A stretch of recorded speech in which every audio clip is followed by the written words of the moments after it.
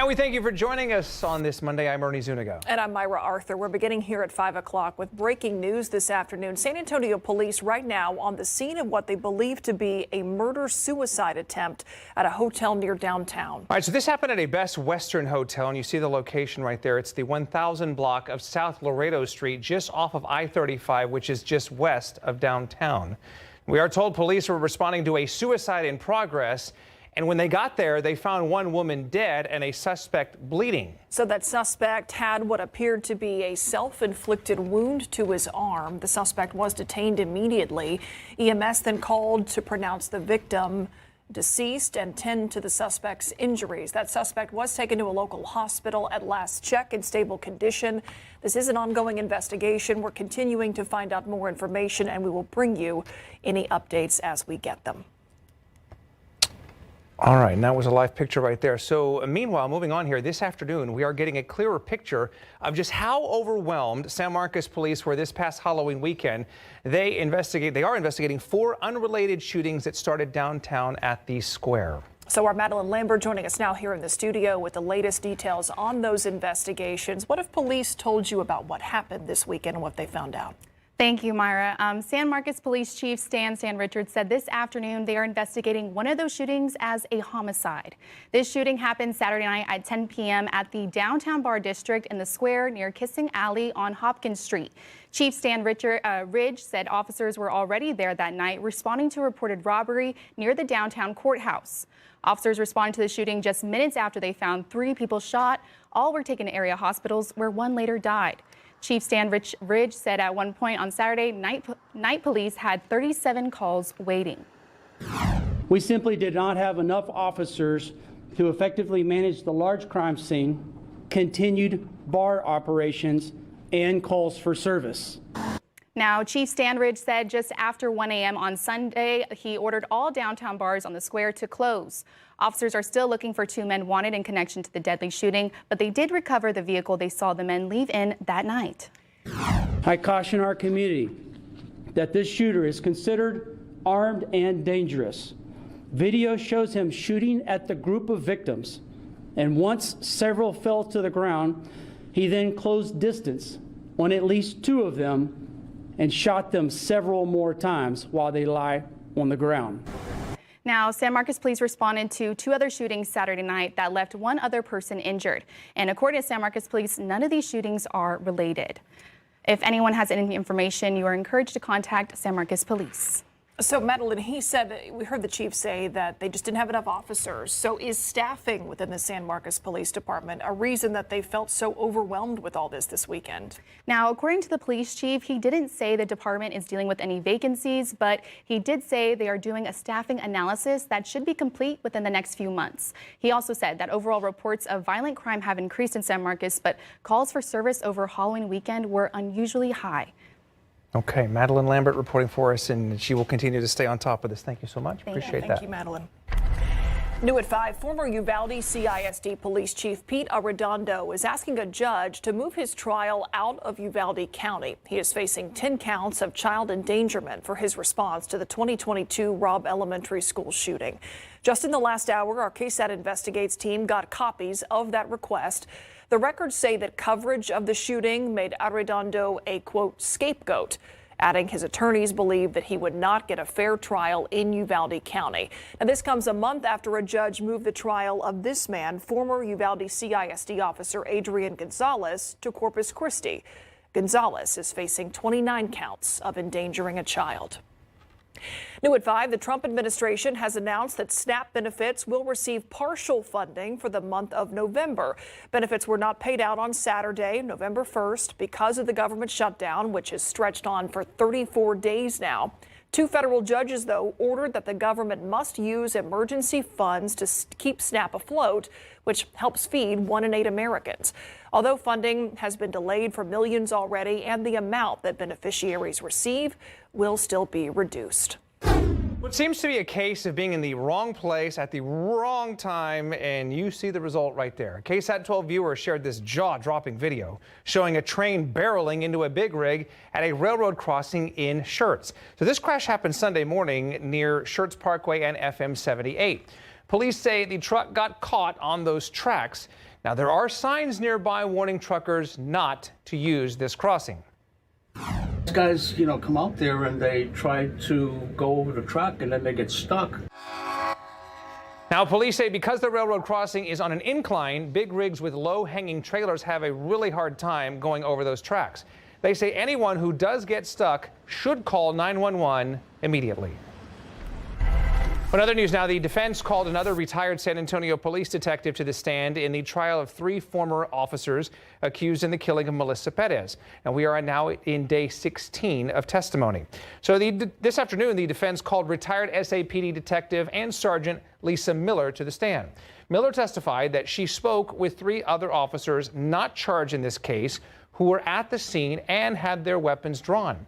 One of those officers told Miller that they would have shot at Perez, but it was not safe for them to do so. If found guilty, Eleazar Alejandro, Alfred Flores, and Nathaniel Villalobos all face up to life in prison.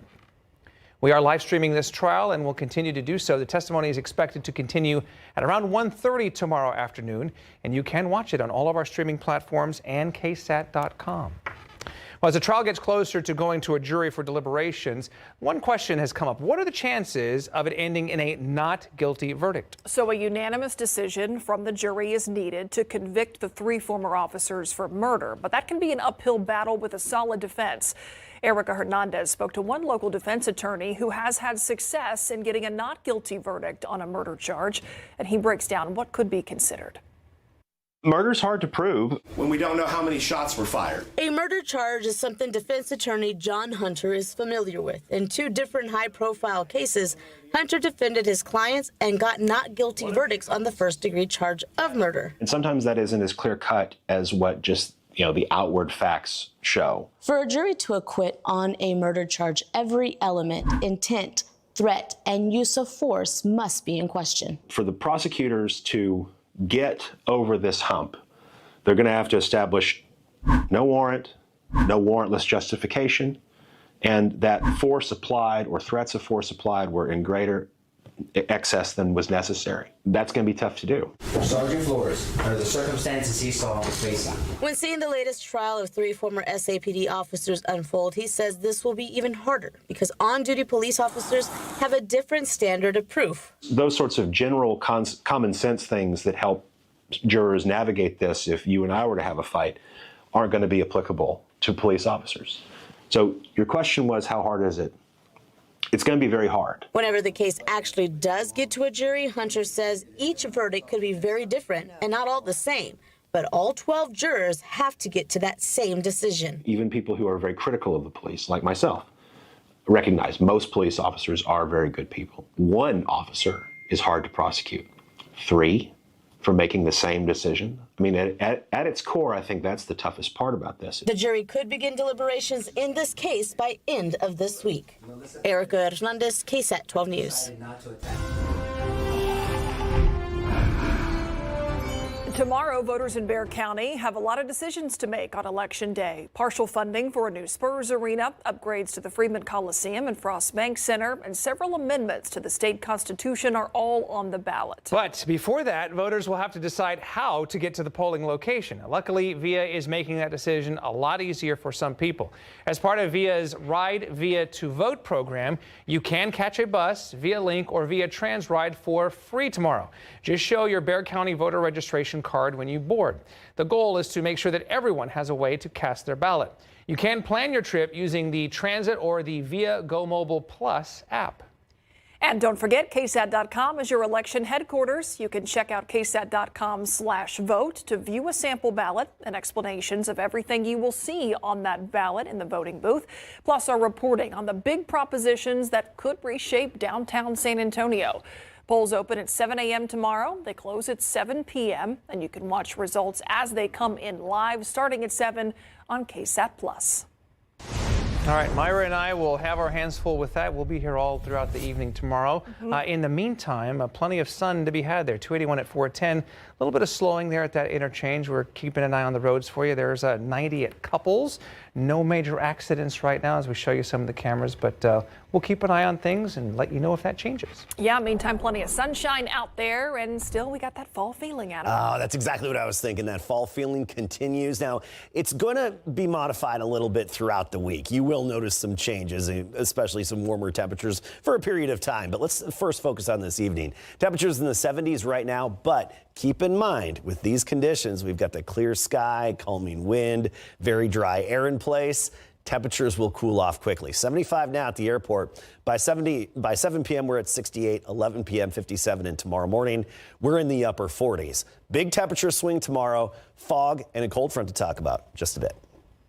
All right, Adam, thank you. Bexar County Sheriff Javier Salazar confirming that members of his jail administration will not be disciplined after an inmate escaped from the courthouse last year. So Antoine Foster was sitting in a wheelchair when he got up, hit a deputy, and then ran off, causing a manhunt to unfold downtown.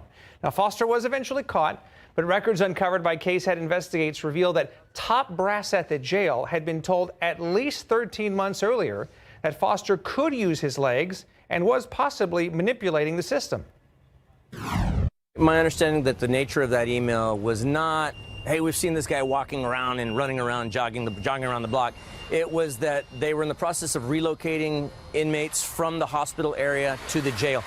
And an email was sent that regarding this particular inmate that, look, we can probably stand to move him to the jail because they had seen him doing some rehab type exercises. Tonight on the Night Beat, a closer look at the security lapse here and how the discipline case may play out. San Antonio Meals on Wheels is back on track. Our Pashada Pope says how the community's generosity is keeping our neighbors fed. Still to come.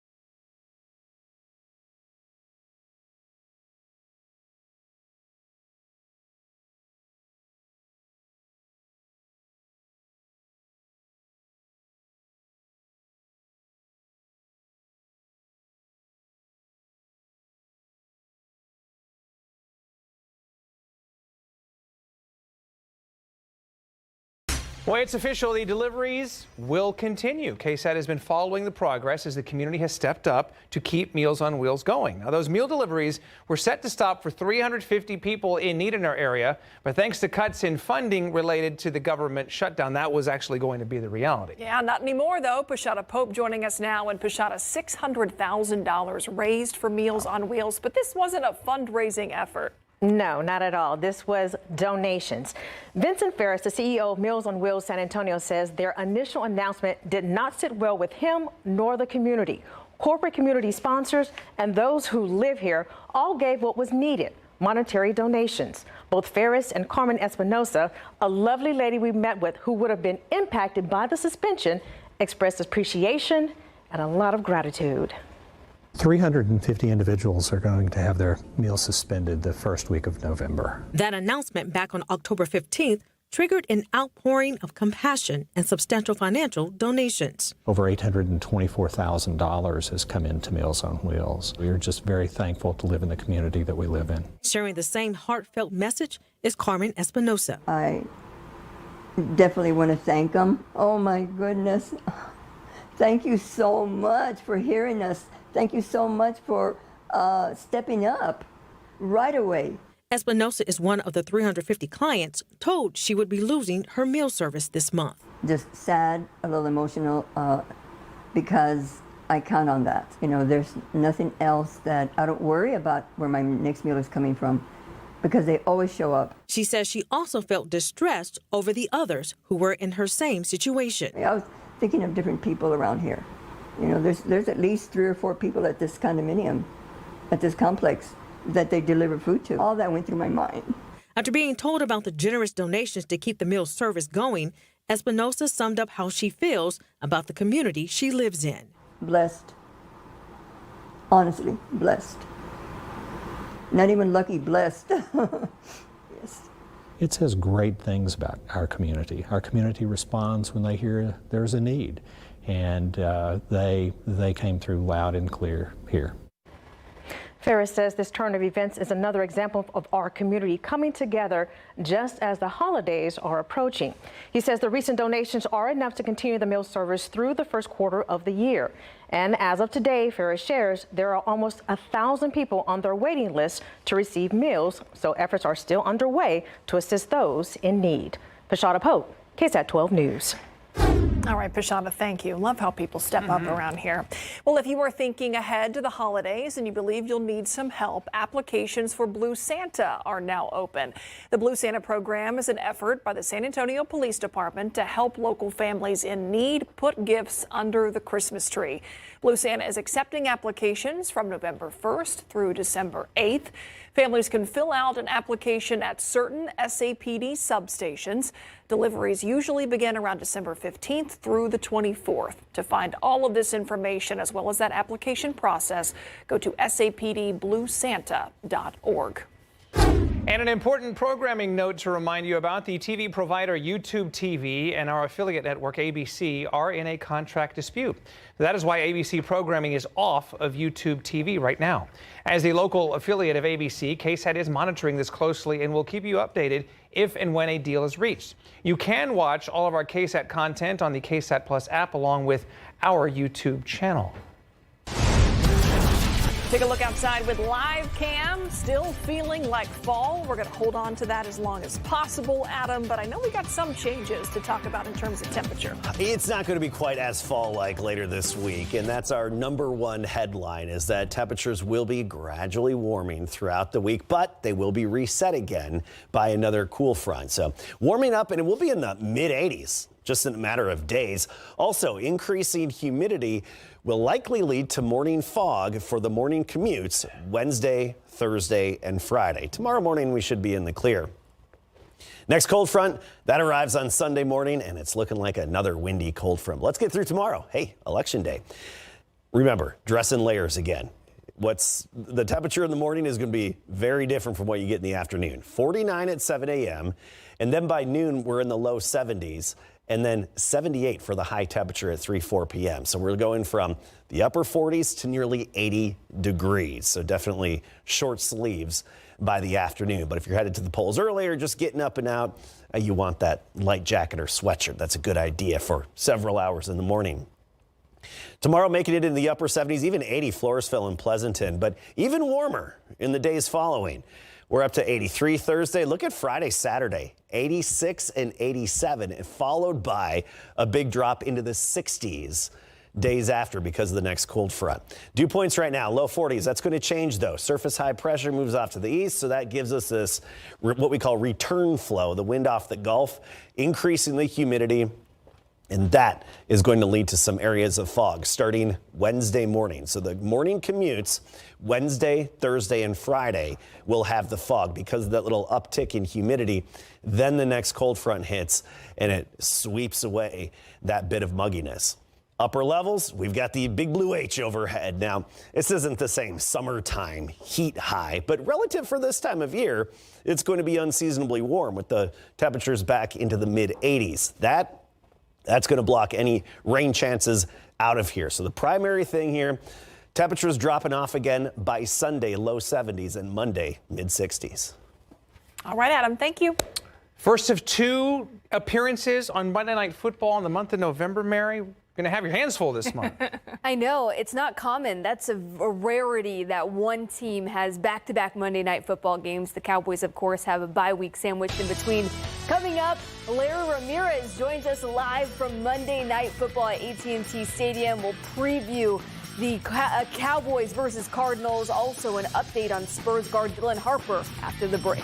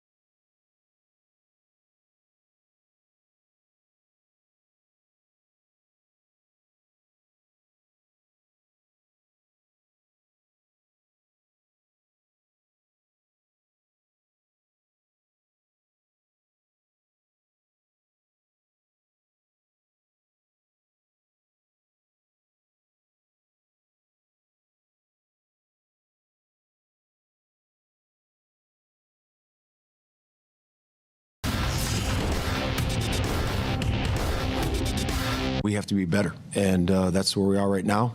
But I believe in every player in the room. You know, we got what we need in that room, and I'm excited about us improving every single week from this point. Games have been lost on the defensive side of the ball for Dallas. Will that trend continue tonight in Big Board Sports? Well, you know something has to change when your NFL best offense, who's firing off an average of 41.3 points per game at home, is being dragged down by its defense. Dallas is one of the most lopsided teams in football right now, and the season the team is having is a reflection of that. With that, we send it to Sports Director Larry Ramirez, who's looking spiffy right outside of AT&T Stadium, getting us ready for Monday Night Football. Hey, Larry. Hello, Mary, and thank you for the compliment. So this is the first of 2 Monday Night Football games for the Dallas Cowboys this season, both in the month of November. So you know the Dallas Cowboys really want to put on a show tonight, considering that disappointing loss that they just suffered 8 days ago at the Denver Broncos. So the Dallas Cowboys have alternated wins and losses this season. The closest they've come to winning 2 straight happened in weeks 4 and 5 when they tied the Packers and beat the Jets. Now, last week, the Cowboys played their worst game of the season, losing to the Broncos 44-24. Wide receiver CeeDee Lamb said that was a learning moment, and then he was asked, what did he learn from that loss? We got to start fast. I mean, we can't shoot ourselves in the foot offensively, bro. Like, we understand who we are and the type of performance and the type of players that we have in this locker room to be able to be that dynamic and be that explosive, and we got to do that continuously, consistently, and man, we just got to put numbers up.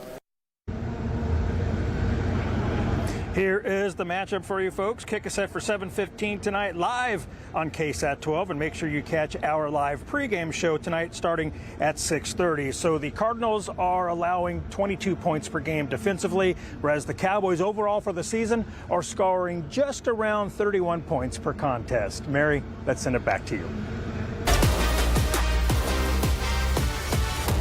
Rookie guard Dylan Harper reportedly expected to miss multiple weeks with a left calf strain. We have more on this on KSAT.com. We'll be right back.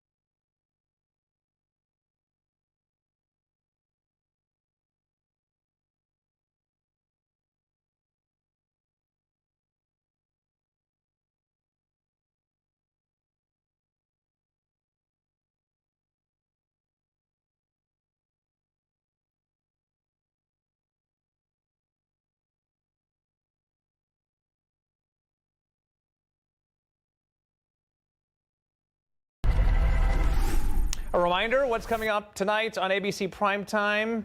Hint, hint, it's football. Monday Night Football at 7 o'clock with the Cardinals and the Cowboys, of course, followed by the night beat right after the game, around 10:15.